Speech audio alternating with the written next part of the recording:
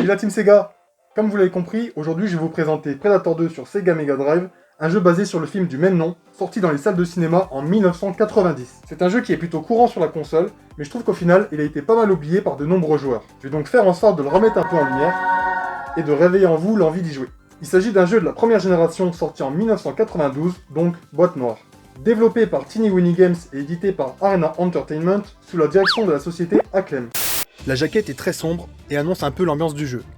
Elle reprend quasiment à l'identique l'illustration de la VHS du film, où l'on peut voir la pose culte du Predator debout sur l'Eastern Building. Concernant la cartouche et la notice, rien de spécial, elles reprennent l'image de la couverture à l'identique. Par contre, j'ai remarqué un truc assez étrange en feuilletant la notice. Attention, préparez-vous, ceci est une info de malade. Comme vous pouvez le constater lorsqu'on ouvre la notice, on peut lire dans le mode d'emploi anglais « Cette cartouche est exclusivement réservée pour le système Sega Mega Drive ». Ok, jusqu'ici, tout va bien. Mais si on se rend au même endroit dans le mode d'emploi français, on peut constater une erreur. En effet, il y a écrit « Cette cartouche est conçue exclusivement pour le Sega Game Gear System ». What the fuck? Et j'ai vérifié, l'erreur est répétée pour toutes les autres langues. Voilà, grâce à moi, vous avez une anecdote de dingue pour pêcher en soirée. Putain, c'est bon ça!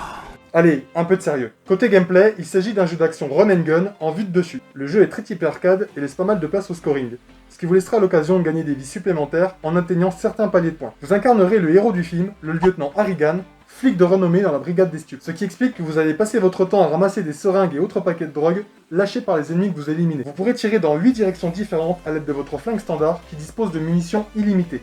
Pour tirer, deux solutions s'offrent à vous, soit en appuyant sur la touche A qui vous fait tirer dans la direction de votre déplacement, ou alors en appuyant sur la touche B qui vous permet de maintenir votre axe de tir pendant que vous vous déplacez. Pendant votre progression, vous pourrez trouver d'autres armes plus efficaces mais avec un stock de munitions limité. Celles-ci pourront vous être d'une aide précieuse face à certains ennemis. Par exemple, les grenades sont plus efficaces contre les véhicules et les armes du Predator plus utiles contre lui. Il suffit d'appuyer sur la touche C pour faire défiler les différentes armes que vous possédez et d'appuyer sur la touche A pour utiliser l'arme choisie. Dans chaque environnement, vous devrez sauver un nombre défini d'otages qui vous permettra de débloquer l'issue afin de passer au niveau supérieur. Vous rencontrerez des flèches rouges au sol qui vous montreront les bonnes directions à prendre. Je précise que vous retrouverez le nombre d'otages à secourir sur chaque écran titre avant de commencer un niveau. D'ailleurs, en parlant des otages, il y a un truc super important à savoir. Pendant votre partie, à certains moments, vous allez apercevoir les 3 points rouges de la visée emblématique du Predator. Attention, si vous laissez ces points se poser sur un otage, ce dernier va se faire pulvériser par le Predator en poussant un cri à glacer le sang. Dépêchez-vous alors de le libérer avant que la bestiole ne s'en occupe. Si le Predator tue un otage, un crâne rouge apparaîtra en haut à droite de votre écran. Si vous laissez 4 otages se faire tuer, vous perdrez instantanément votre partie avec un game over. Par moment, c'est vous que le Predator prendra pour cible. Vous devrez donc fuir aussi vite que possible. Run.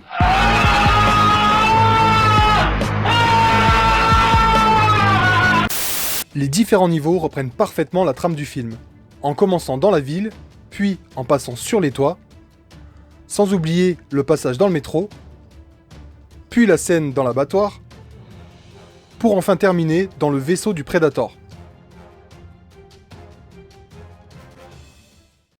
Personnellement, je trouve que ce jeu a vraiment une ambiance adulte, au point qu'il me foutait un peu les boules quand j'étais gosse. Entre le sang qui apparaît quand on tire sur une porte, le Predator sur l'écran de Game Over avec un crâne fraîchement arraché dans la main, et ça là... No! God, please, no! No! No! Ça m'a traumatisé! Les musiques du jeu sont bien dans l'ensemble, pour faire simple, je les classerai en 3 catégories. Il y a les musiques de la première partie du jeu, super entraînantes et cool.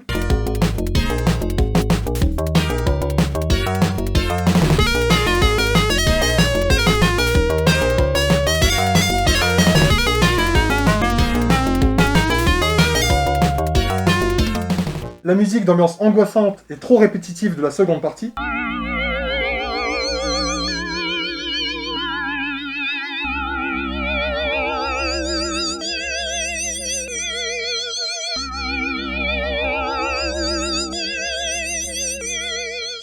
Et enfin, la musique de l'écran titre.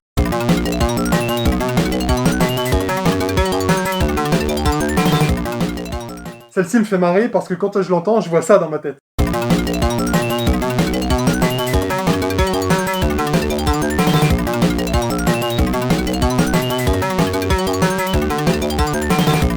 Dans l'ensemble, la maniabilité du jeu est plutôt bonne, même si parfois vous allez un peu galérer à viser correctement. Les bruitages sont corrects, et je trouve que pour un jeu de 92, les graphismes sont vraiment pas mal. Pour terminer, je dirais que ce jeu aurait vraiment pu être génialissime, mais il a quand même quelques défauts. Même si les environnements sont bien travaillés, le gameplay devient répétitif, ça manque de boss, et franchement, la durée de vie du soft est beaucoup trop courte. Un joueur un peu expérimenté pourra finir le jeu en une bonne trentaine de minutes. C'est terminé pour cette vidéo, j'espère que ça vous a plu, je vous dis à la prochaine, prenez soin de vous,